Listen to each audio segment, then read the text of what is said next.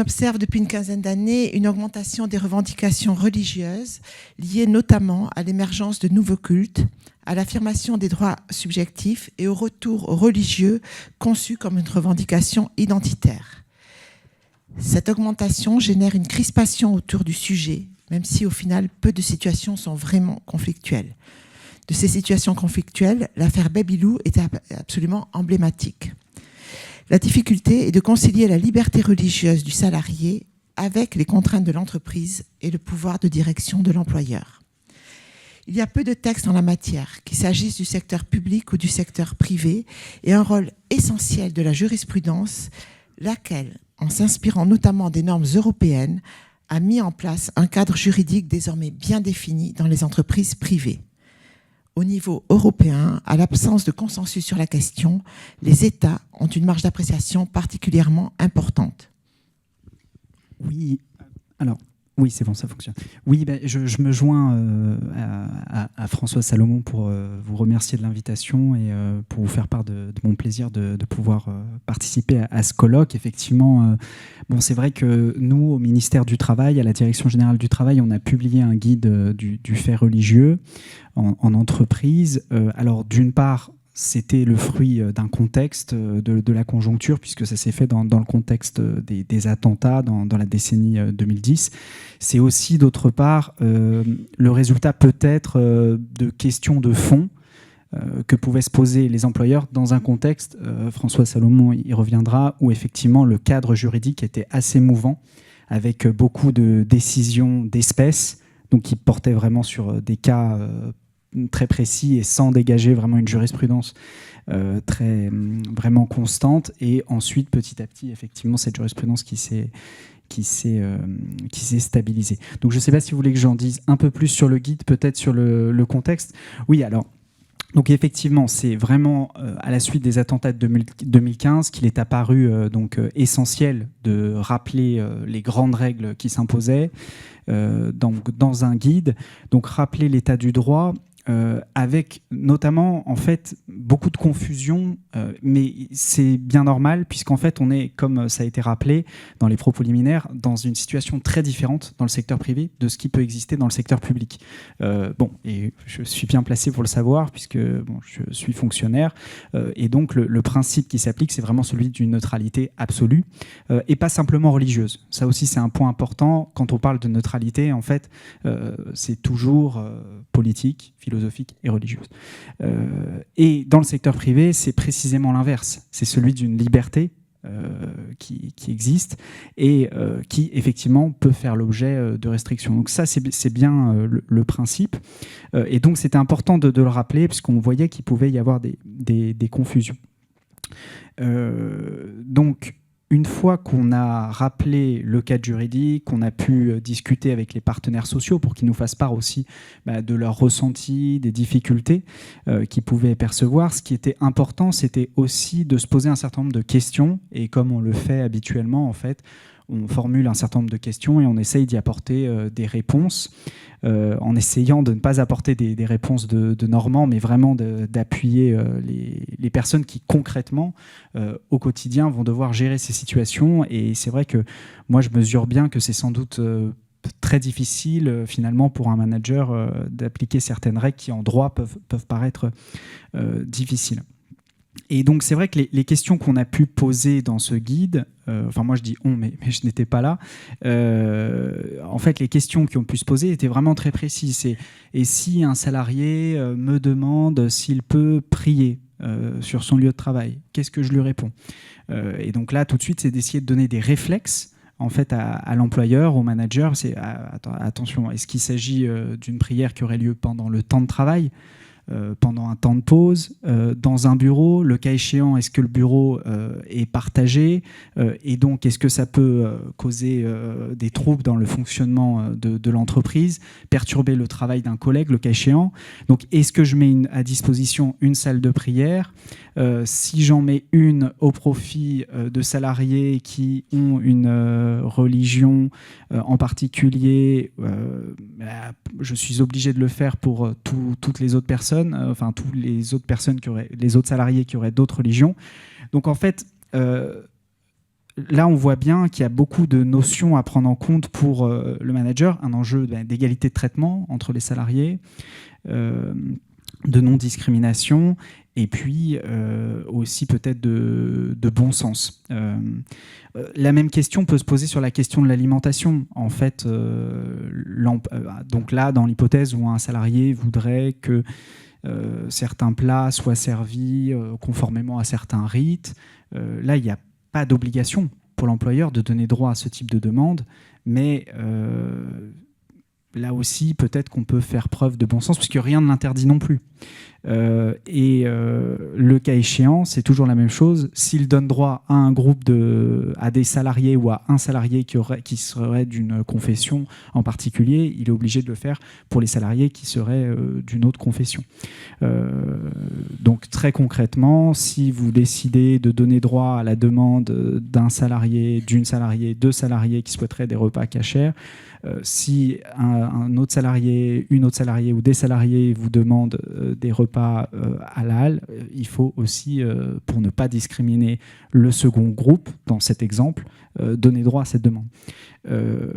Et puis, il y a évidemment la question, je pense que beaucoup d'employeurs se posaient, celle des congés. Et là aussi, en fait, un salarié n'a pas à motiver sa demande d'absence par le fait que celle-ci s'inscrit dans sa volonté de pouvoir participer, assister à une cérémonie religieuse. Et l'employeur n'a pas à le savoir. Malgré tout, si l'employeur fondait sa décision, s'il le savait, sur le fait qu'il ne souhaite pas que son salarié puisse participer à cette cérémonie religieuse, ce serait une forme de discrimination. Donc là aussi, c'est vraiment l'égalité de traitement entre les salariés. Donc on a essayé vraiment de donner quelques clés de lecture aux employeurs, aux salariés aussi, qui pouvaient se poser des questions sur en fait les droits qui étaient les leurs. Et bon, la limite, malgré tout, et on s'en rend bien compte, c'est que la gestion concrète peut être beaucoup plus difficile. Et on en parlait avant d'entrer dans la salle. Si vous avez beaucoup de salariés d'une même confession, par exemple, qui vous demandent tous d'être absents au même moment, potentiellement, j'imagine bien effectivement que pour l'employeur, pour le manager, c'est très difficile à gérer. Malgré tout, alors... Bon, on pourra peut-être revenir sur ce point-là. C'est vrai que nous, alors après, on a une administration centrale, donc peut-être que ça explique cela. On n'a pas forcément eu, depuis la publication de ce guide, depuis la stabilisation de la jurisprudence, beaucoup d'interrogations de la part d'employeurs, de la part d'organisations patronales, de la part des organisations syndicales, de la part de cabinets d'avocats, et y compris aussi de l'inspection du travail. Alors que c'est vrai que quand ils ont des questions, ils savent nous trouver. Donc là aussi, ça serait intéressant de savoir, le cas échéant, pourquoi. Est-ce que c'est que, en fait, il n'y a pas de problème en droit, mais que potentiellement c'est plus sur le plan de la gestion concrète. Voilà ce que je peux vous dire. Merci. Et le guide est téléchargeable sur le site Absolument, le guide. Bon, et je n'ai pas parlé de celui sur la radicalisation. On pourra éventuellement en parler plus tard. Alors, comme il a été indiqué, donc dans la sphère publique, c'est le principe de la laïcité qui est un principe constitutionnel dont découle le principe de la neutralité de l'État. En fait, les agents publics sont tenus de ne pas manifester leurs opinions, qu'elles soient religieuses, politiques et de leurs convictions, et de traiter de façon, là on retrouve également le principe d'égalité de traitement, de traiter de façon égale tous les usagers et de respecter leur liberté de conscience et leur dignité. La neutralité du service public est une garantie due aux usagers qui constitue un principe général du droit. Et la France considère, et c'est une conception typiquement française, que pour donner toutes les garanties à la neutralité, l'administration et les services publics doivent également en présenter les apparences. C'est une conception française qui a pour autant été avalisée par la CJUE dans un arrêt de 2023 commune dense. Les agents de service public, la position en fait de l'administration est synthétisée dans l'avis du Conseil d'État, l'avis Marteau du 3 mai 2000. Si les agents du service public bénéficient bien évidemment de leur liberté de conscience qui interdit toute discrimination dans l'accès aux fonctions comme dans le déroulement de la carrière qui serait fondée sur leur religion, le principe de laïcité fait obstacle à ce qui se dispose, dans le cadre du service public, du droit de manifester leurs croyances religieuses. Et en dehors de leur service, ce n'est plus le principe de neutralité, mais c'est l'obligation de réserve, en fait, qui s'applique. Et cette obligation qui n'est pas définie par la loi, l'est plus ou moins par l'administration, qui considère qu'elle signifie que les agents publics doivent manifester leurs opinions avec retenue et faire preuve de modération dans leur comportement et leur expression. Je veux dire, ils ont le droit d'avoir des opinions dans la sphère privée et de les exprimer dans la sphère privée, mais ils doivent le faire avec modération. Et l'obligation est appréciée différemment selon l'importance en fait des fonctions et de la participation de l'agent public à la politique gouvernementale. Voilà. Ces conceptions sont avalisées également par la Cour européenne des droits de l'homme, qui admet qu'un État peut légitimement limiter la liberté d'expression religieuse au nom du respect du principe de laïcité, et qui admet également que les fonctionnaires puissent être soumis, en raison de leur statut, à une obligation de réserve. Ces principes de neutralité et de laïcité sont applicables à l'ensemble des services publics, y compris lorsqu'ils sont assurés par des organismes de droit privé. Alors, il y avait une jurisprudence ancienne du Conseil d'État s'agissant d'organismes de droit public, donc pour les CAF, et qui a été reprise en quelque sorte et adoptée par la Cour de cassation s'agissant de salariés de droit privé, gérant un service public. Premièrement, s'agissant d'une technicienne prestation maladie au sein d'une caisse primaire d'assurance maladie, c'était le premier arrêt en 2013, et un deuxième pour un salarié employé par une mission locale pour l'insertion professionnelle et sociale des jeunes et mis à disposition d'une collectivité territoriale.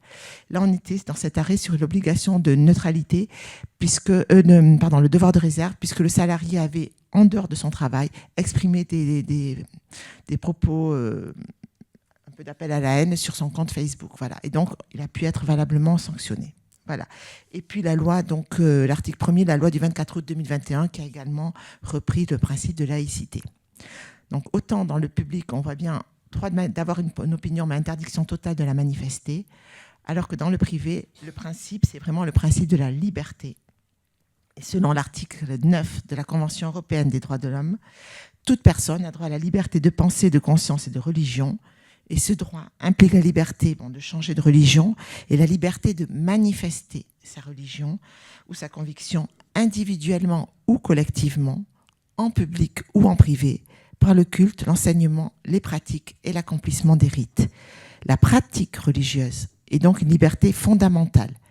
Elle relève de la vie privée du salarié dans laquelle l'employeur ne peut, en principe, s'immiscer. Et l'on sait que le salarié a droit à une vie privée à son lieu et à son temps de travail. La liberté de manifester ses convictions comporte aussi un aspect négatif, c'est-à-dire le droit pour le salarié de ne pas dire, bien évidemment, sa religion. Cette liberté doit s'exercer dans les limites que constituent l'abus du droit d'expression, tout prosélytisme, les actes de pression ou d'agression, ainsi que tout comportement discriminatoire, comme par exemple le refus de travailler avec un salarié d'un autre sexe, sont prohibés. Les limitations à la liberté de manifester ses convictions sont de deux ordres. D'une part, en application de l'article L. 1222-1 du Code du travail, l'employeur peut apporter des restrictions à la liberté de religion dès lors que celles-ci sont justifiées par la nature de la tâche à accomplir et proportionnées au but recherché. En effet, si les convictions religieuses sont sans incidence sur la vie professionnelle du salarié, la pratique d'une religion peut avoir, elle, des répercussions sur la poursuite du contrat de travail. D'autre part, le principe de non-discrimination. Les restrictions à la liberté de manifester sa religion doivent être justifiées par une exigence professionnelle essentielle et déterminante. Là, je vais être obligée d'être un petit peu technique et j'en suis désolée. Mais la directive du Conseil du 27 novembre 2000, qui s'applique à toutes les personnes, tant pour le secteur public que pour le secteur privé, définit les discriminations directes et indirectes. Une discrimination directe se produit lorsqu'une personne est traitée de manière moins favorable qu'une autre ne l'est, sur la base de l'un des motifs suivants: sa religion ou ses convictions, son handicap, son âge ou son orientation sexuelle. Une discrimination indirecte se produit lorsqu'une disposition, un critère ou une pratique, en apparence neutre, est susceptible d'entraîner un désavantage particulier pour des personnes d'une religion ou de conviction, d'un handicap, d'un âge ou d'une orientation sexuelle donnée par rapport à d'autres personnes. Toutefois, une telle différence de traitement n'est pas constitutive d'une discrimination indirecte si elle est objectivement justifiée par un objectif légitime et si les moyens de réaliser cet objectif sont appropriés et nécessaires. L'enjeu de la distinction réside donc dans le régime très différent des justifications possibles.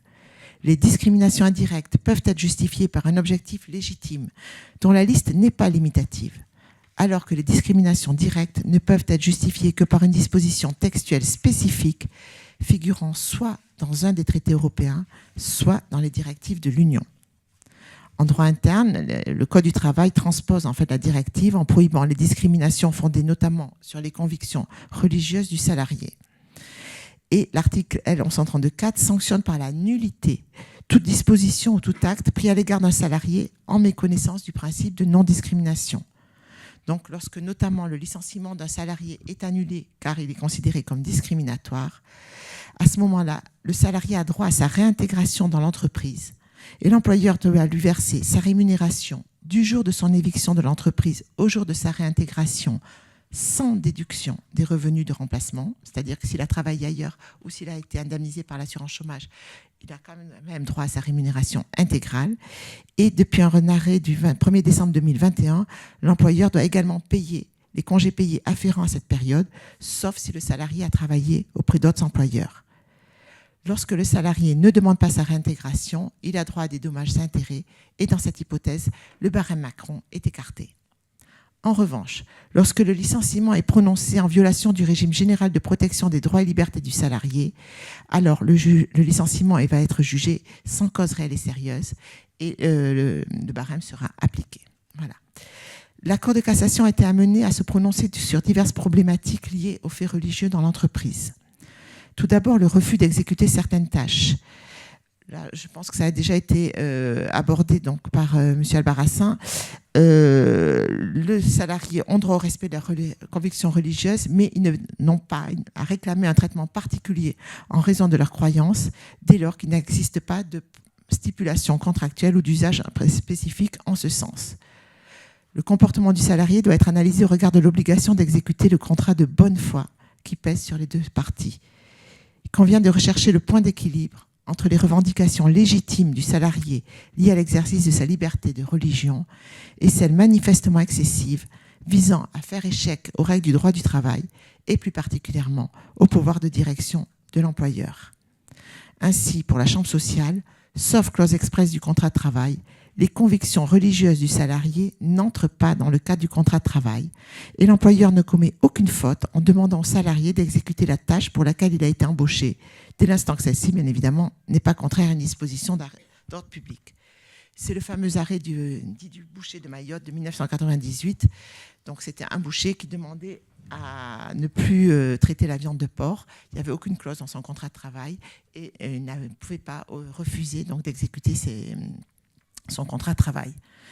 Plus récemment, la Chambre a considéré que n'est pas discriminatoire le licenciement d'un salarié ayant refusé sa mutation dans un cimetière alors qu'il était soumis à une clause de mobilité en invoquant ses convictions religieuses hindouistes lui interdisant de travailler dans un cimetière. En revanche, il a été jugé que le serment des agents de surveillance de la RATP peut être reçu selon les formes en usage dans leur religion. Dès lors, un salarié de la RATP n'a pas commis de faute en proposant lors de sa prestation de serment une formule différente pour tenir compte de ses convictions religieuses lui interdisant de jurer. Il s'agissait d'une salariée évangéliste qui ne voulait pas prononcer la formule « je le jure », alors que donc il s'agit de personnes qui sont assermentées devant le tribunal. Et le tribunal avait refusé, n'avait pas recueilli sa prestation de serment et elle avait été licenciée par la RATP parce que, n'ayant pas prêté serment, elle ne pouvait pas, bien évidemment, dresser procès verbal des infractions. Donc, le licenciement est jugé nul, donc prononcé par la RATP est jugé nul. Autre problème, les autorisations d'absence, puisque donc, un salarié n'a pas à s'absenter s'il n'a pas l'autorisation de son employeur, il commet une faute. Et c'est bien évidemment justifié par le pouvoir de subordination de l'employeur. La sanction prise par l'employeur doit toutefois être proportionnée au contexte et tenir compte de différents critères. L'impact pour les autres salariés, les clients éventuels, le caractère exceptionnel ou au contraire répété de ces absences. Le salarié peut de toute façon négocier dans le cadre de son contrat de travail une clause précisant qu'il peut s'absenter à l'occasion de certaines fêtes religieuses. Selon l'administration, l'employeur qui accorde une telle autorisation ne doit pas faire de distinction entre les salariés selon leur religion, sous peine d'être sanctionné pour discrimination. Et le congé accordé à un salarié par un employeur ne doit jamais être accordé pour un motif religieux, même si le salarié invoque ce motif. La problématique la plus emblématique est celle du port de signes religieux, qui a donné lieu donc aux arrêts Babilou qui ont eu un fort retentissement, qui sont à l'origine de la clause de neutralité sur laquelle M. Albarracin va intervenir, et puis l'arrêt Micropole qui a été rendu après donc des réponses à des questions réponses par la CJUE à des questions préjudicielles qui lui avaient été transmises par la France et par la Belgique. Avec cet arrêt, la Chambre sociale a fixé le cadre applicable en droit français en matière de port du voile en s'appuyant sur les règles dégagées au niveau européen par la Cour de justice de l'Union européenne. En effet, la CJUE a dit que la directive du Conseil du 27 novembre 2000, précitée, doit être interprétée en ce que, premièrement, l'interdiction de porter un foulard islamique, qui découle d'une règle interne d'une entreprise privée interdisant le port visible de tout signe politique, philosophique ou religieux sur le lieu de travail, ne constitue pas une discrimination directe fondée sur la religion ou sur les convictions au sens de cette directive. En revanche, une telle règle interne est susceptible de constituer une discrimination indirecte s'il est établi que l'obligation en apparence neutre qu'elle prévoit entraîne en fait un désavantage particulier pour les personnes adhérant à une religion ou à des convictions données, à moins qu'elle ne soit objectivement justifiée par un objectif légitime, tel que la poursuite par l'employeur dans ses relations avec ses clients d'une politique de neutralité politique, philosophique ou religieuse, et que les moyens de réaliser cet objectif ne soient appropriés et nécessaires, ce qu'il appartient aux juridictions nationales de vérifier. Les juges nationaux doivent donc opérer un contrôle de proportionnalité de la clause. Et comme la CEDH, la CJUE admet que la poursuite d'un objectif légitime, tel que celui d'afficher une politique de neutralité vis-à-vis des clients, peut permettre la mise en place de restrictions à la liberté de manifester sa religion. Elle a précisé également, s'agissant du refus d'une salariée de renoncer au port du foulard islamique dans l'exercice de son travail auprès des clients, qu'il appartenait à la juridiction de vérifier si, tout en tenant compte des contraintes inhérentes à l'entreprise et sans que celle-ci ait à subir une charge supplémentaire, il eût été possible à l'employeur, face à un tel refus, de lui proposer un poste de travail n'impliquant pas de contact visuel avec ses clients, plutôt que de procéder à son licenciement. C'est en quelque sorte un reclassement donc, qui est préconisé par la CJUE. En l'absence de clause de neutralité, la volonté d'un employeur de tenir compte des souhaits d'un client de ne plus voir ses services fournis donc, par une salariée portant un foulard islamique ne peut être considérée comme une exigence professionnelle essentielle et déterminante à l'exercice de sa profession. Et la Cour de cassation en a déduit donc dans cet arrêt Micropole que l'employeur investi de la mission de faire respecter au sein de la communauté de travail l'ensemble des libertés et droits fondamentaux de chaque salarié peut prévoir dans le règlement intérieur de l'entreprise ou dans une note de service une clause de neutralité interdisant le port visible de tout signe politique, philosophique ou religieux sur le lieu de travail, dès lors que cette clause générale et indifférenciée n'est appliquée qu'aux salariés se trouvant en contact avec les clients. En présence du refus d'une salariée de se conformer à une telle clause dans l'exercice de ses activités professionnelles auprès des clients d'entreprise, il appartient à l'employeur de rechercher, c'est la même chose, c'est le reclassement prévu par la CJUE. Voilà, donc cet arrêt constitue un véritable guide de l'encadrement du fait religieux dans l'entreprise et donc il distingue selon que l'on est ou non en présence d'une clause de neutralité. Merci beaucoup. Oui, effectivement, je réagis juste. C'est vrai que toute absence, effectivement, le principe, c'est effectivement qu'elle doit être justifiée et le cas échéant, ça serait une inexécution fautive du contrat de travail. Et le deuxième point sur l'obligation de reclassement, c'est vrai que c'est intéressant aussi. En fait, j'ai regardé un petit peu et de ce que j'ai compris, c'est plutôt une obligation de moyens qu'une obligation de résultat pour l'employeur. Je pense que ça peut être intéressant pour les gestionnaires RH. Alors après, oui, sur le règlement intérieur, donc là, on se situe vraiment dans l'hypothèse selon laquelle l'employeur souhaiterait contrevenir, atténuer, tempérer le principe de liberté en introduisant une clause de neutralité. Et effectivement, le vecteur, c'est vraiment le règlement intérieur. Moi, je n'ai pas vu de jurisprudence en ce sens de clause de neutralité qui figurerait dans les contrats de travail. Donc ça, c'est assez intéressant. Et pourquoi le règlement intérieur ? Je pense que la logique qui était poursuivie par le législateur, c'était que le règlement intérieur, c'est notamment le document en fait qui régit la discipline et donc comme on est sur une restriction de liberté quelque part c'est en lien avec la discipline, donc c'est vrai que c'est opportun, je pense, que le législateur ait choisi ce document. Et donc, ce que je veux dire là, c'est qu'on peut vraiment nourrir des doutes sérieux sur la licéité, la conformité à la Constitution, d'une éventuelle, je l'ignore, hein, mais j'ai essayé de réfléchir comme ça, et je ne peux pas me substituer au juge constitutionnel, mais d'une clause qui figurerait dans un contrat de travail, donc qui ne concernerait qu'un salarié, et puis aussi d'une politique de neutralité vraiment généralisée dans toutes les entreprises. Alors, dans l'affaire Micropole, c'était ce qui était invoqué par la société. Alors, autant la CJUE avait admis pour la Belgique que ça pouvait être une règle écrite ou pas, d'ailleurs. La France a voulu absolument que ça figure dans un règlement intérieur ou une note de service. Et dans la notice explicative, on dit bien que la charte est exclue, effectivement. C'est de Huglot, c'est ça? C'est de la note oui. Donc en fait, la logique du règlement intérieur, c'est vraiment de recenser toutes les règles applicables en matière de santé et sécurité. Donc ça, c'est vraiment le domaine exclusif et obligatoire du règlement intérieur. Ça doit vraiment y figurer. Et ensuite, la clause de neutralité, on y reviendra, mais en fait, c'est facultatif. C'est facultatif, mais s'il doit y en avoir une, c'est dans le règlement intérieur. Donc ça, c'est vraiment la logique à retenir. L'autre point important, c'est que le règlement intérieur, en l'état du droit, je sais qu'il y a eu des annonces dans la presse sur le sujet, mais ça ne concerne que les entreprises de plus de 50 salariés. Donc, autrement dit, une entreprise qui souhaiterait introduire une clause de neutralité, y compris une entreprise qui compterait moins de 50 salariés, devrait se doter d'un règlement intérieur. Alors après, il y a la possibilité de la note de service, exactement. Voilà. Et d'ailleurs, je crois que c'était le cas de Babylou, puisqu'il y avait 18 salariés, je crois. Enfin, donc ça, c'est quand même un point à prendre en compte. Après, petit historique aussi sur la clause de neutralité.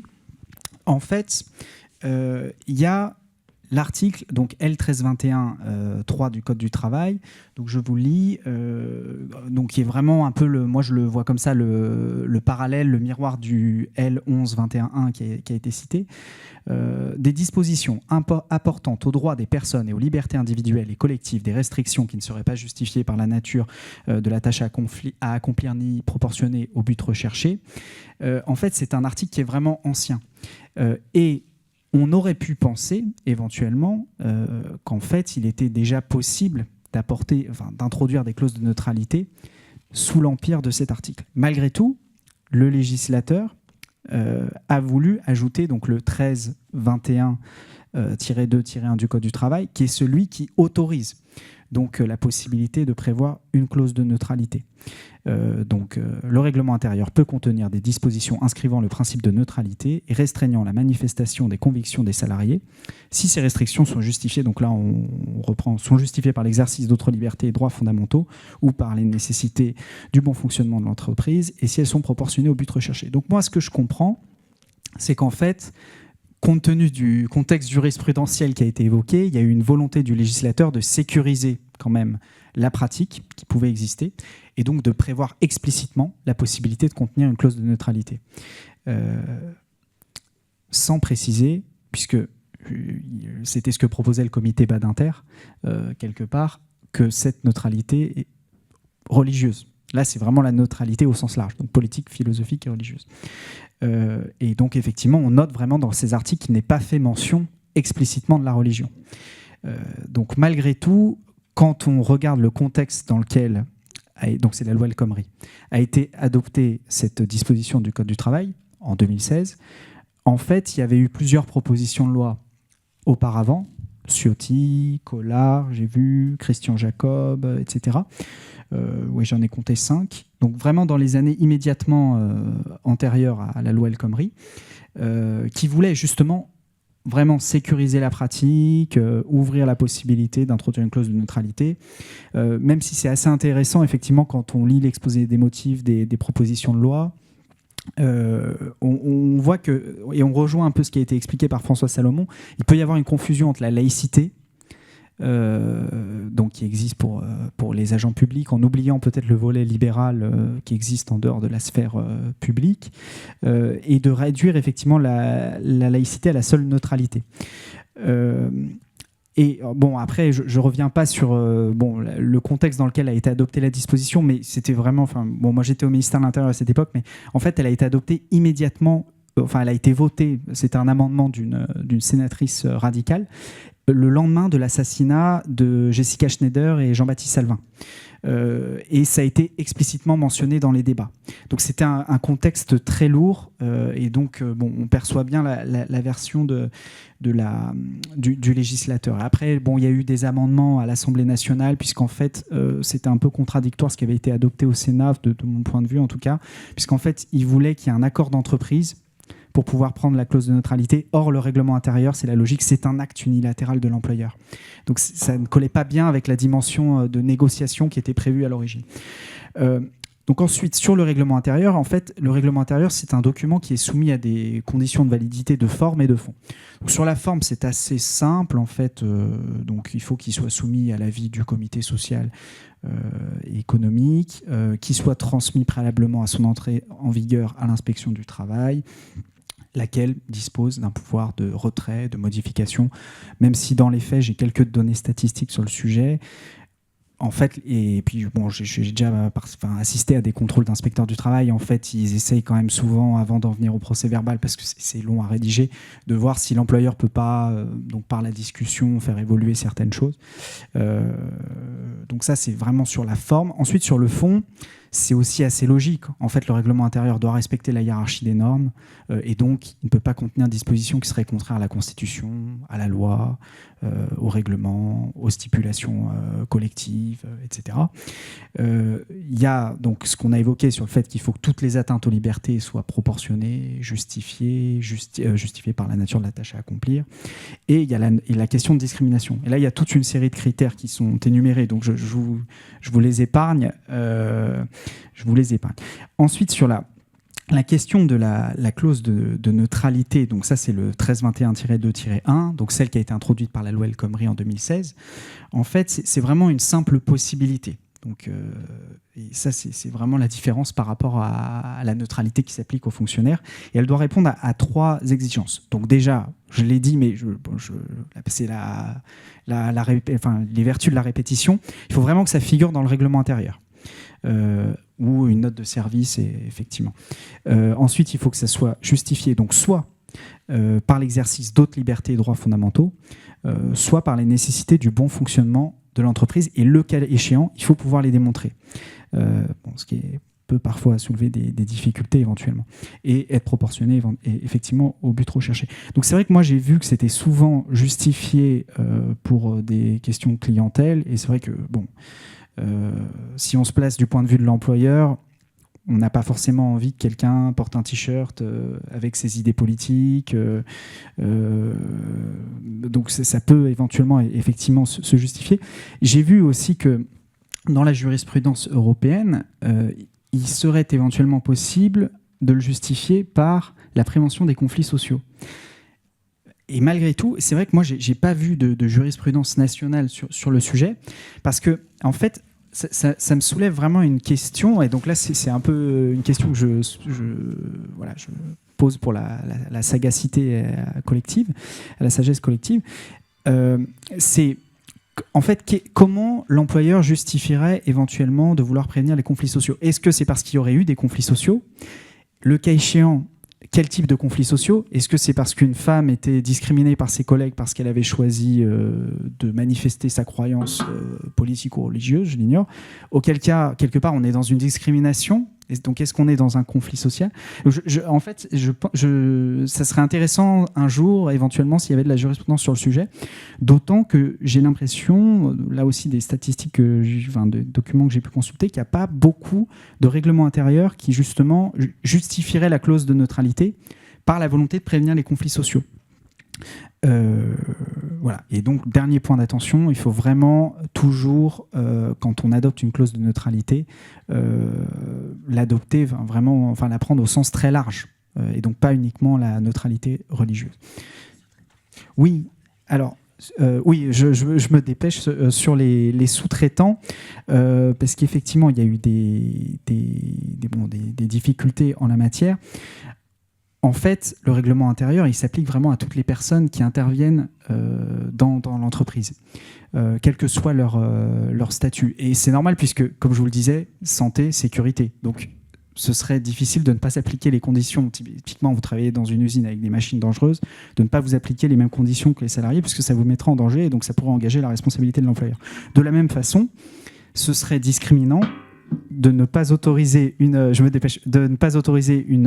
femme salariée de l'entreprise à porter le voile et d'autoriser une personne intérimaire à arborer une croix de manière très ostensible. Ça serait discriminant. Donc c'est vraiment il faut pouvoir adopter le règlement, faire appliquer le règlement intérieur à toutes les personnes qui travaillent dans l'entreprise. Et donc la difficulté ensuite, elle est reportée sur l'entreprise de travail temporaire qui doit quelque part se renseigner avant sur l'existence d'une clause de neutralité et demander donc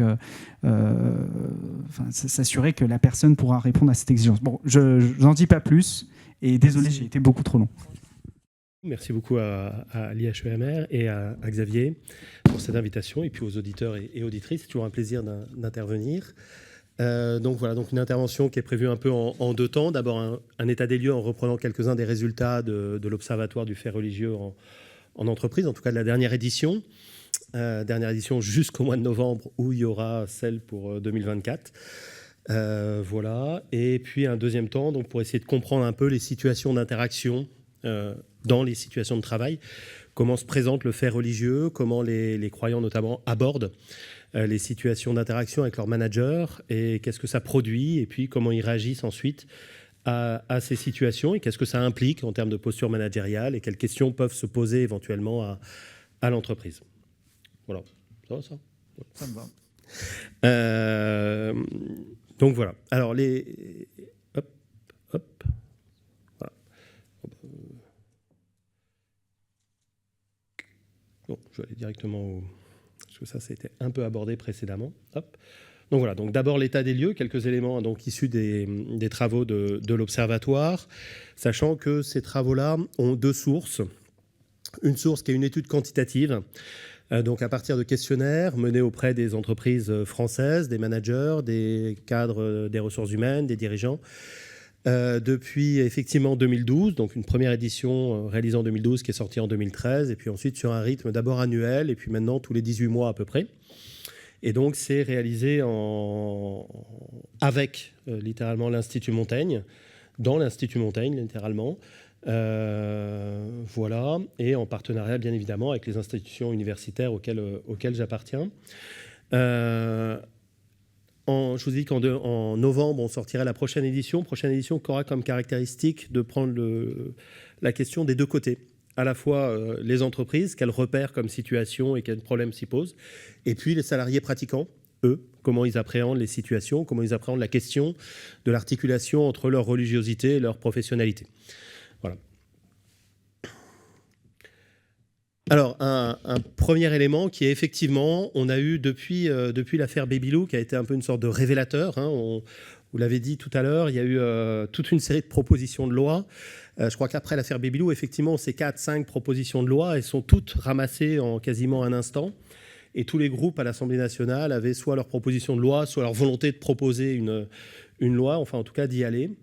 Donc il y a eu une très forte réaction, ça a été un révélateur. Pour autant, la question de la religion au travail se pose depuis très longtemps. Alors pour répondre aussi à la question des conflits sociaux, on repère la première grève de salariés musulmans à la fin du 19e siècle. Voilà, donc pour des questions religieuses, et tout au long notamment des années 70, 80 et même 90, on a notamment dans l'industrie automobile, chez PSA, chez Renault, des conflits sociaux relativement importants pour des revendications religieuses, par exemple de mise en place de salles de prière ou de jours de congé au moment de fêtes religieuses. Donc on a une histoire du fait religieux en France qui est très importante, avec bien évidemment un rôle joué par les institutions religieuses dans le monde du travail, dans la structuration même du monde du travail, qui est très importante. Le rôle des monastères, par exemple, dans l'aménagement du territoire, le rôle des monastères et des abbayes dans la création, littéralement, de secteurs entiers. On pense bien sûr aux brasseries, on pense bien sûr à tous les produits laitiers, mais également toute l'économie médico-sociale et l'économie sociale et solidaire. Tout ça a bien évidemment des racines religieuses. Puis on l'oublie parfois lorsqu'on parle d'entreprise et de management. Il y a plein d'outils de gestion qui viennent du monde religieux. C'est le cas, par exemple, de quasiment tous les outils de gestion des stocks, jusqu'à une période relativement récente en tout cas, Et puis la comptabilité elle-même, la comptabilité en partie double, qui est le standard mondial, est un outil créé par des moines. Donc il y a des liens qui sont multiples, et puis il y a tout l'entrepreneuriat religieux qui a toujours été très vivace et qui l'est encore aujourd'hui. On peut penser par exemple à un mouvement comme les Focolari autour de l'économie du don, de l'économie de communion et du don, qui est un mouvement mondial d'entrepreneurs chrétiens, catholiques, et qui structure le fonctionnement de leur entreprise autour de la subsidiarité et du don. Et puis il y a bien évidemment tous les liens entre la religion et le monde du travail par les doctrines. La doctrine sociale de l'Église, bien évidemment, depuis Rerum Novarum jusqu'aux textes les plus récents. Et puis il y a aussi toute une tradition, par exemple dans l'islam, de textes qui parlent du travail. Toujours est-il que si je reviens à mon schéma, alors j'ai bêtement perdu les chiffres de 2013, mais de 2014 à 2022, ce qu'on repère, c'est une très forte évolution.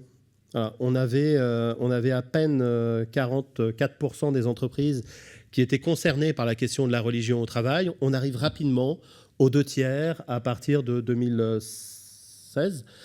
Et là, les 2/3 à partir de 2016, les 2/3 des entreprises ont donc une stabilisation du phénomène. Voilà. Donc on peut dire qu'aujourd'hui, en tout cas suivant cette mesure, les 2/3 des entreprises ont des situations de religion au travail. Ça ne veut pas dire que les 2/3 des entreprises sont submergées. Ça veut dire que dans les 2/3 des entreprises, il y a des situations qui sont relativement récurrentes, c'est-à-dire soit tous les jours, soit toutes les semaines, tous les mois, soit quelques fois par an. Et il y a 1/3 simplement des entreprises où c'est peut-être une fois par an ou moins que ça, ou absolument jamais. Alors ça peut être une situation dans une grande entreprise, mais qui se répète en permanence, et ça peut être bien évidemment quelque chose qui est totalement indolore, presque invisible, ou quelque chose qui au contraire peut poser des problèmes un petit peu tous les jours. Voilà. Mais donc ça c'est un premier élément, la religion au travail s'est imposée dans le monde des entreprises, c'est un phénomène qui aujourd'hui est présent et donc qui nécessite bien évidemment d'être pris en compte, mais avec derrière ces chiffres une diversité très importante et pas systématiquement, c'est important à souligner, pas systématiquement des problèmes. C'est-à-dire qu'il peut y avoir des situations de faits religieux au travail qui sont totalement indolores et qui nécessitent finalement peu d'intervention managériale. Dans ces 2/3 des entreprises qui ont des situations, ces situations génèrent une intervention managériale un peu plus d'une fois sur 2. Donc ça veut dire qu'il y a un peu moins d'une fois sur 2, presque une fois sur 2, dans lesquelles les situations ne nécessitent aucune réaction de la part de l'entreprise, aucune réaction de la part du management. Donc c'est quelque chose qui n'a aucun impact significatif sur le fonctionnement des collectifs de travail. Et une fois sur 2, ça nécessite une intervention, mais ça ne veut pas dire une intervention problématique. Ça peut très bien être répondre à une demande d'un salarié qui veut être absent un jour donné et qui demande à poser un jour de travail et qui donne une raison religieuse à ça, même s'il n'a pas forcément à donner de raison, il le dit. Voilà. Ça peut être aussi, bien évidemment, une altercation entre un manager de proximité et un salarié parce que le fait religieux au travail, à ce moment-là, a posé problème, etc. Donc c'est parfois problématique, parfois pas. Et une fois sur 2, ça ne nécessite pas d'interaction. Alors pour affiner un peu ça, on a construit la notion de densité. C'est vraiment comment le fait religieux pèse sur la situation de travail. C'est-à-dire ces 2/3 des entreprises, est-ce qu'elles sont vraiment confrontées au fait religieux ou est-ce que c'est finalement assez marginal ? Et on a 23% des entreprises qui ont une densité forte. Ça veut dire que dans 23% des entreprises, le fait religieux pèse sur le fonctionnement de l'organisation. Il implique des décisions de management, il crée des tensions, il crée des conflits. Il implique éventuellement recadrer des salariés, d'arbitrer dans des conflits entre des salariés ou entre des salariés et éventuellement des membres extérieurs à l'entreprise. Donc une densité forte qui va impacter véritablement le fonctionnement de l'organisation, son management, la réalisation du travail, l'activité de travail, dans 23% des situations, et c'est en augmentation. Voilà. Donc un phénomène qui est stagnant globalement, aux 2/3 des entreprises quand même, donc qui s'est imposé, et qui pour autant, qualitativement, augmente, puisque la part des entreprises qui sont véritablement très concernées est à 23%. Donc c'est 23% de celles qui sont des 2/3. Hop. Tac. Alors, est-ce que ça produit des problèmes ? Puisque généralement, c'est l'angle c'est la question principale qui est posée. Est-ce que le fait religieux est négatif ? Est-ce que ça a un impact négatif sur l'organisation du travail ? Juste en digression, c'est un angle qui en soi est original. Parce qu'ailleurs, à peu près partout dans le monde, lorsqu'on aborde la question de la religion au travail, on l'aborde sous l'autre angle. C'est-à-dire, en quoi c'est positif? Quand vous regardez les recherches américaines sur le fait religieux au travail, c'est plutôt des recherches qui vont démontrer que ça a un impact positif sur les relations entre collègues, sur la prise de décision, sur la résolution des tensions, la résolution des conflits, et que de temps en temps c'est problématique, mais que c'est d'abord positif. En France, on a plutôt l'approche inverse.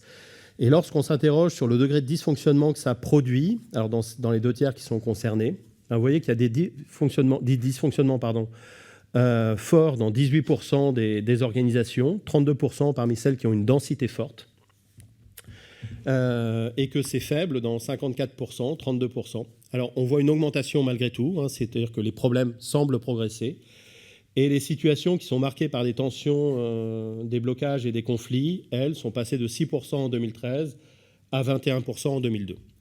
Donc on a un phénomène qui stagne, un phénomène qui n'est pas toujours problématique. Néanmoins, lorsqu'il est problématique, la part finalement des situations problématiques tend à elle, augmenter de manière très régulière depuis le début de la décennie 2010. Hop. Alors quel type de faits on rencontre concrètement? Il y a, où qu'on soit en Occident, quelles que soient les études dans le monde occidental, que ce soit en Amérique du Nord ou en Europe, on retrouve 3 types de faits qui sont les plus présents.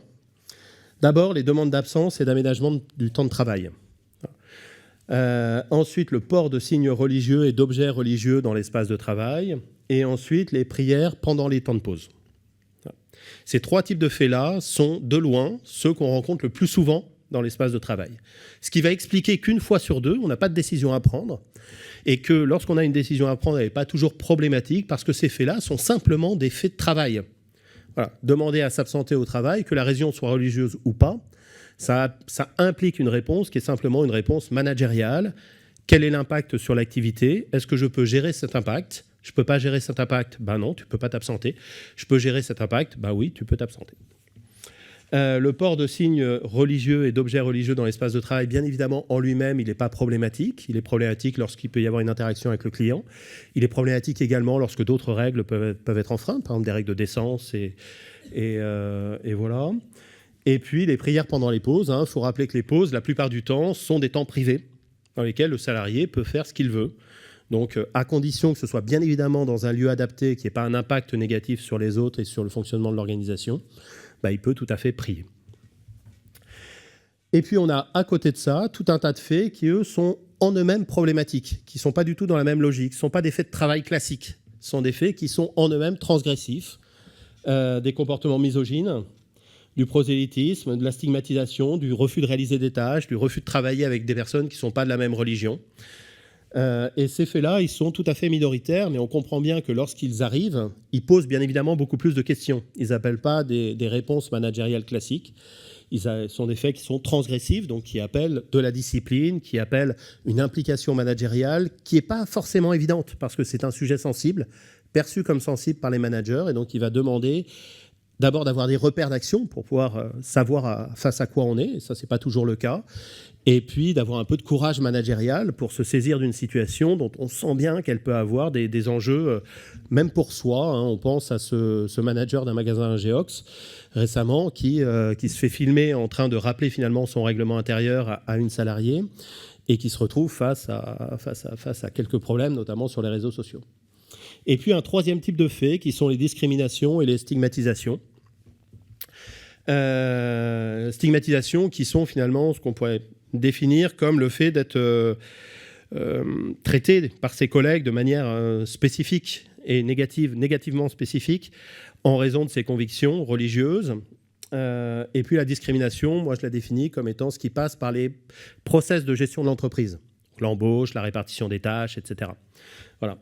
Et ça, c'est 30%. Et ça aussi, c'est en hausse. C'est-à-dire 30% des répondants à l'enquête repèrent des cas de stigmatisation et de discrimination. Quelle que soit la religion, c'est-à-dire quelle que soit votre religion, vous prenez le risque d'être stigmatisé. Que vous soyez catholique, juif, adventiste, musulman, etc., révéler votre religion au travail, c'est prendre le risque d'être stigmatisé.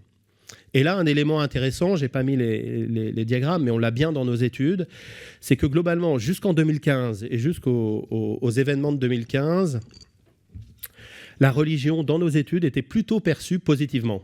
C'est-à-dire que la foi et la pratique religieuse de mes collègues, je la regardais plutôt comme quelque chose qui en faisait des collègues un peu atypiques, avec quelques valeurs, un peu d'éthique, un peu de respect du travail, un peu de respect des autres, etc.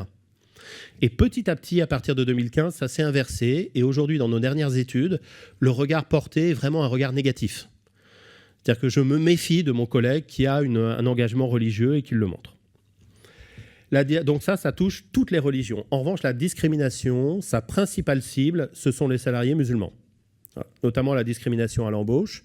Il y avait eu des études précédentes faites par l'Institut Montaigne qui montraient bien ça. Mais c'est confirmé dans nos études, la discrimination à l'embauche, mais aussi la discrimination dans la répartition des tâches, dans la répartition des responsabilités managériales, cible principalement les salariés musulmans. 3 types de comportements qui vont... Parce que très souvent, lorsqu'on aborde la question du fait religieux, on a tendance à oublier qu'il y a des personnes derrière et que ce n'est pas qu'une problématique simplement de fait, qu'une problématique factuelle, c'est aussi une problématique de comportement, d'interaction dans l'ensemble social que représente l'entreprise. Et 3 types de comportements qui font écho à ces faits. Ça va le temps ? Des comportements d'invisibilisation. C'est-à-dire que, et ça c'est peut-être le premier fait religieux au travail, la plupart des gens qui sont croyants, pratiquants, ne montrent pas leur pratique et leur foi au travail. Ils ont tendance à la garder pour eux et à considérer que l'espace de travail n'est pas un endroit où on doit montrer sa pratique religieuse. L'invisibilisation est le premier réflexe des croyants et des pratiquants. 2 raisons à ça. Soit ils sont convaincus que ça n'a pas sa place dans l'espace de travail, et donc ils le gardent en dehors. Éventuellement, ils vont limiter ça à un signe discret ou aux interstices du fonctionnement organisationnel. Pendant leur pause de midi, ils vont aller dans un endroit, puis éventuellement prier ou écouter de la parole, etc., ou lire. Mais donc de l'invisibilisation, soit donc par conviction, soit parce qu'ils pressentent, et ils ont bien raison de le faire compte tenu de ce que j'ai dit juste avant sur la stigmatisation, soit ils pressentent que ça les rend stigmatisables. Voilà. Et ça, encore une fois, ils ont raison, quelle que soit leur religion. Toujours est-il donc que c'est sans doute le premier fait religieux au travail, c'est ça. Ce qui soit n'a pas d'écho dans le comportement du salarié, ou plus exactement a un écho invisible, c'est-à-dire que bien évidemment ça va irriguer son comportement, son rapport aux autres, son rapport au travail, mais on ne fait pas le lien avec le fait religieux, soit ça va créer bien évidemment de la frustration d'un salarié qui aimerait pouvoir éventuellement, même dans les interstices du fonctionnement organisationnel, faire des choses, mais qui ne le fait pas. Deuxième type de comportement les plus courants, parmi ceux qu'on peut voir, des comportements qui sont ajustés, qui ont été négociés, dans lesquels il y a eu finalement, je vais y revenir, mais une sorte d'apprentissage mutuel entre l'entreprise, le management et puis les salariés qui savent de mieux en mieux ce qu'ils peuvent faire parce qu'ils se sont confrontés au management, confrontés aux autres. Ils ont compris que l'entreprise n'était pas un lieu de culte et ils arrivent à articuler leur professionnalité et leur religiosité de manière adaptée.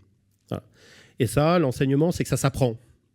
Et que plus l'entreprise finalement travaille le sujet avec ses salariés, ses managers, plus elle met en place des outils, plus elle va construire une régulation finalement du phénomène dans le temps, qui va aboutir à ces comportements ajustés. Et puis des comportements rigoristes, qui eux sont les comportements qui posent problème, qui renvoient aux faits qui sont au-dessus, qui eux sont dans 12% des situations qui sont en hausse, malgré tout, dans nos dernières études. Un comportement sur lequel je reviens, un fait sur lequel je reviens, c'est ce que j'appelle les faits misogynes, qui sont le refus de travailler avec des femmes pour des raisons religieuses, le refus de travailler sous les ordres d'une femme, le refus de traiter ses collègues femmes comme on traite ses collègues hommes, qui eux représentent 12%, et donc c'est le fait finalement négatif, si on veut, transgressif, le plus important. Voilà. Alors, il est stable depuis quelques années, mais néanmoins, c'est le plus important parmi les faits qui posent le plus de questions. Toc. Alors, un peu en synthèse, ce qu'on repère sur cette décennie, c'est une forte croissance jusqu'en 2016, puis une consolidation, un apprentissage mutuel de plus en plus entre l'entreprise et les salariés, avec un renforcement des bonnes pratiques, mais aussi un renforcement en parallèle des tensions et des conflits et des comportements rigoristes. Et en fait, on a 2 réalités qui se juxtaposent et qui évoluent différemment depuis 2016. 80% des entreprises où ça se passe de mieux en mieux, avec des salariés qui ont un comportement de plus en plus ajusté, mais en face d'eux aussi des managers qui ont eux aussi un comportement de plus en plus ajusté, c'est-à-dire un comportement de tolérance de ce qui doit être toléré, de laisser la place à ce qui est l'exercice normal de la liberté, et en même temps de cadrage de cette liberté, et une concentration des problèmes dans une minorité d'entreprises qui, elles, s'enfoncent dans de plus en plus de problèmes et des problèmes de plus en plus conflictuels. Avec un rôle finalement de la densité, c'est comme s'il y avait un seuil de saturation, c'est-à-dire qu'au bout d'un moment, si on ne régule pas le phénomène, on en perd le contrôle et le phénomène prend en quelque sorte son autonomie. D'où la nécessité pour les entreprises de bien connaître la jurisprudence qui a été évoquée précédemment, et d'où la nécessité de mettre en place des outils, alors le règlement intérieur, bien évidemment, et puis des systèmes de formation, des systèmes d'information aussi, des systèmes de... Alors bien évidemment, pas dans le contrat de travail, ça a été très bien évoqué, mais par exemple au moment de l'embauche, rien n'interdit non pas d'aller tester quel est l'engagement religieux du salarié.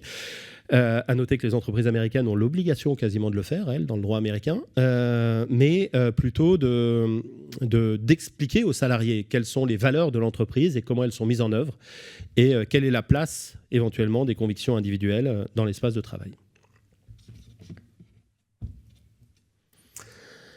Alors, si on se pose un peu plus la question de derrière ces faits, derrière ces premiers comportements, quelle religion ? Eh bien voilà. Sur nos dernières études en tout cas, alors à noter que jusqu'à l'avant-dernière étude, on ne mesurait pas quelles étaient les religions, parce qu'on considérait en quelque sorte que, pardonnez-moi, le public était pas mûr sur la question et que ça suscitait trop de débats. Et bon, j'aurais pu mettre un slide avec les commentaires qu'on trouve dans les tribunes que j'ai pu publier moi dans la presse, soit dans différents journaux, Le Monde, Le Figaro, La Croix, etc. Et à chaque fois, on a des réponses des réactions qui sont toujours très très négatives et qui ciblent systématiquement la communauté musulmane. Or, ça représente bien 75% des situations, mais pas 99% des situations. Et si on regarde bien, 75% des entreprises qui sont concernées par le fait religieux musulman, le fait catholique, c'est quand même 20%. Le fait juif, c'est un peu moins de 15%. Les faits évangéliques, c'est quasiment 15%. Hein. Donc voilà. Toutes les structures, ici, sont les mêmes. C'est-à-dire que la structure de 1 cas sur 2 qui nécessite une intervention managériale, ça s'applique aussi à l'islam. Le nombre de comportements rigoristes est un peu plus grand dans la sphère musulmane, mais pas tant que ça. Voilà, on trouve aussi des comportements rigoristes dans toutes les religions. Donc toutes les religions sont globalement concernées. Le fait catholique jusqu'à 20%, encore une fois, le fait musulman jusqu'à 75%, et un fort poids, comparativement, des faits juifs et des faits évangéliques. Faits évangéliques qui sont en très forte progression d'une étude sur l'autre. Alors là, bien évidemment, ce n'est pas forcément lisible, hein, sauf si vous avez de très bons yeux. Néanmoins, ce que ça dit, c'est que les structures de faits sont à peu près les mêmes pour les faits religieux évangéliques, catholiques et juifs. C'est absence et aménagement du temps de travail, port visible d'un signe religieux, prière, présence d'objets dans l'espace de travail et prière pendant le temps de travail. Petite place pour le prosélytisme.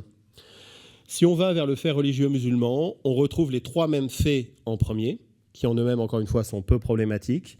Simplement, on retrouve là aussi tous les faits qui sont problématiques, prière pendant le temps de travail, refus de réaliser des tâches, prosélytisme, fait religieux misogyne, intervention d'un responsable religieux, refus de travailler avec des collègues, etc. Donc un fait religieux musulman qui est plus important et qui se caractérise par une diversité de faits qui est elle aussi plus importante. Et peut-être là où on retrouve les faits qui sont les plus problématiques. Si on s'intéresse à la perception de ces faits dans l'espace de travail, ça rejoint quelques éléments que je donnais tout à l'heure, on repère là aussi une caractéristique de l'islam qui est, il manque un i, mais le fait qui est regardé le plus négativement. Le fait catholique est regardé plutôt positivement et peu perturbateur. Les autres, judaïques et évangéliques, c'est plutôt neutre. Musulmans, c'est plutôt négativement. Et lorsqu'on regarde les faits rigoristes, c'est principalement l'islam, mais on en retrouve dans toutes les religions. Si on s'intéresse à quels sont les salariés que l'on a derrière ces faits... Mieux, ça serait indécent. Non, il vous reste moins de 5 minutes. Moins de 5 minutes, donc je vais aller très vite. D'abord, en termes de configuration de genre, ce sont des hommes et des femmes qui produisent les faits religieux au travail. Néanmoins, les femmes ont tendance à moins produire de faits négatifs. C'est-à-dire que les femmes, c'est plutôt du port de signes religieux et des demandes d'absence dans l'espace de travail, éventuellement des objets. Et les faits problématiques, prosélytisme, prière collective, etc., ce sont plutôt les hommes. Toutes les catégories professionnelles sont concernées. Les catégories les moins qualifiées sont plus concernées, mais elles sont aussi plus nombreuses. Mais on retrouve aussi des dirigeants qui produisent du fait religieux au travail. Et par tranche d'âge, je trouve cette statistique particulièrement intéressante, ce sont principalement des jeunes qui vont poser problème. Les faits problématiques, prosélytisme, refus de travailler avec les autres, etc. Discrimination, c'est principalement des personnes qui ont moins de 35 ans. Voilà. Alors, bien évidemment, plus on a de cheveux gris, plus on considère que l'âge de la jeunesse est relatif. Donc moins de 35 ans, moins de 30 ans, on trouve là de vraies ruptures. Et donc c'est principalement des jeunes relativement peu qualifiés qui vont poser le plus grand nombre de problèmes et qui vont se raccorder à des faits qui sont problématiques et effectivement de confession musulmane. Donc des hommes jeunes, peu qualifiés, de confession plutôt musulmane. Hop. Alors, ce qui me reste plutôt pour la conclusion, donc si je comprends bien, pour rentrer dans les pratiques. Alors,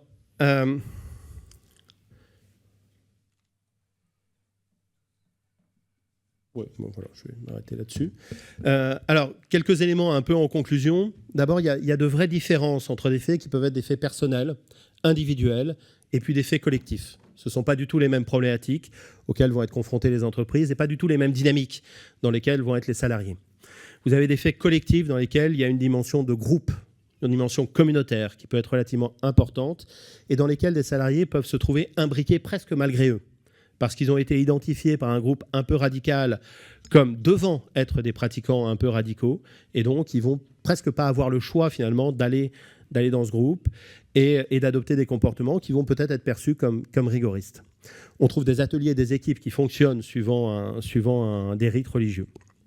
C'est rare. Voilà. Et la plupart des faits restent des faits personnels qui sont appréhendables dans le cadre d'une relation managériale finalement relativement classique. Pour le salarié, comme je l'ai dit, il y a vraiment la problématique de rendre visible sa religion. Vous avez des salariés pour qui la problématique, c'est est-ce que je peux faire des choses ou pas ? Et face à quoi je suis confronté, quel risque je prends ? Et pour eux, c'est vraiment un manque d'information de la part de l'entreprise qui pose problème. Des salariés dont l'objectif, c'est de pratiquer leur religion. Et eux, la problématique, c'est comment je fais pour pratiquer dans le monde de l'entreprise, avec les règles de l'entreprise, et comment j'articule les deux. Voilà. Et puis des salariés qui sont dans une posture d'imposer leur pratique religieuse à l'entreprise et qui vont finalement dire « Oui, j'ai un chef au travail, mais j'ai Dieu d'abord, et c'est Dieu qui commande et pas mon chef. Voilà. Et donc, je veux imposer ma religion à l'entreprise. » Mais dans tous les cas, on est dans une problématique d'articulation des pratiques religieuses et professionnelles qui va confronter le salarié finalement à des tensions, à des dilemmes qui trouvent leur source dans la situation de travail ou dans sa situation personnelle, là où finalement la contrainte est la plus forte. Est-ce qu'on lui impose à tout craint la neutralité au détriment de sa liberté individuelle ? Ou est-ce que de l'extérieur, on lui impose finalement de faire du prosélytisme religieux en se comportant de manière religieuse au travail ? Et vous avez entre ces deux continuums toutes les situations possibles. Ce qui est assez intéressant, c'est d'aller voir, et ça pourrait presque être ma conclusion, d'aller voir finalement comment les salariés se sortent de ces dilemmes. Et là, il y a un élément qui est intéressant, c'est qu'on se rend compte que du rôle pivot que joue le savoir sur la religion, le savoir sur le travail, le savoir sur les relations au travail, etc. Plus le salarié connaît sa religion, plus il a l'impression de la connaître au sens sociologique, c'est-à-dire quelque chose qui prend suffisamment au sérieux pour déterminer son comportement en fonction de cet élément. Plus il connaît sa religion, donc plus il a l'impression d'avoir un savoir théologique, plus il va s'approprier la pratique religieuse. Et plus il va se mettre dans une posture dans laquelle il va comprendre que cette pratique religieuse puisse ne pas être compatible avec d'autres espaces qui sont par exemple les espaces de travail. Des salariés qui vous disent, moi, je suis un salarié musulman, me disant, moi, amenez-moi n'importe quel imam en France, je suis meilleur que lui sur l'islam. Et par conséquent, moi, ma pratique du ramadan, ma pratique de la prière, je l'ai conçue en fonction de la théologie et en fonction de ma compréhension de la théologie. Voilà. Et donc, par conséquent, si ça ne va pas à l'entreprise, ben, soit moi, je m'adapte, soit je vais voir ailleurs un contexte qui me convient le mieux. Plus les salariés maîtrisent le savoir sur la religion, plus ils ont tendance à comprendre, à s'approprier leur pratique, à la définir par eux-mêmes et plus ils ont tendance à penser à l'avance comment ils vont articuler leurs pratiques religieuses et professionnelles. Et ces salariés-là vont rarement être des salariés qui vont poser questions, qui vont créer des conflits. À l'inverse, plus les salariés à l'autre extrême du continuum, plus ils se sentent en faiblesse sur la théologie, plus ils vont se dire que le meilleur moyen d'être un bon pratiquant, c'est finalement de respecter les rites. Et ceux-là vont être plus arc-boutés sur le respect de la pratique religieuse traditionnelle. Et avec cela, il va être difficile de discuter. Parce qu'eux, ils vont se sentir complètement en tension entre leurs obligations professionnelles et religieuses, sans moyen finalement de les négocier, de trouver ce qu'on appelle un accommodement raisonnable. Voilà. Et lorsque les salariés, je vais m'arrêter vraiment là-dessus, lorsque les salariés sont confrontés à ces tensions, à ces conflits, entre leur professionnalité et leur religiosité, ils vont avoir finalement 3 modes de résolution des tensions et des conflits. Soit ils réfléchissent par eux-mêmes, mais ça suppose qu'ils aient les moyens de réfléchir, donc qu'ils aient de la théologie, finalement. Soit ils vont discuter, donc avoir recours à une rationalité plutôt discursive. Et donc là, ça suppose qu'ils aient des gens avec qui discuter. Donc ils vont les trouver dans leur environnement, des référents profanes, c'est-à-dire des gens qui, dans leur environnement, sont considérés comme étant forts en religion, en quelque sorte, soit des référents professionnels, par exemple des rabbins, par exemple des prêtres, etc., qui vont leur donner des solutions. Et là, deux surprises. La première, c'est que c'est jamais le manager, c'est jamais l'entreprise avec qui ils vont aller discuter. Et là, il y a une vraie défaillance des services de l'entreprise qui ne sont pas reconnus comme des interlocuteurs fiables. Et la deuxième surprise, c'est que le discours le plus radical, ils ne vont jamais l'entendre de la part des référents professionnels. Ce ne sont pas les imams, les prêtres, les rabbins, etc., qui vont leur dire qu'il faut entrer en conflit avec l'entreprise. C'est plutôt quand ils vont rencontrer un responsable associatif, quelqu'un dans leur environnement, où là, on va avoir les discours les plus radicaux. Et troisième solution, c'est le mimétisme. C'est-à-dire qu'ils vont regarder autour d'eux comment font les autres. Et là, si l'entreprise a cadré, a mis des règles, a mis en place quelque chose qui articule véritablement son besoin que le travail se réalise en fonction des valeurs de l'entreprise et le respect de la liberté, bah là, ils vont trouver quelque chose dans le mimétisme, dans le regard des autres et dans le regard aux autres, qui va leur apporter des solutions qui vont généralement être plutôt efficaces. Je vous remercie. Voilà. Il y a plein d'autres choses, mais...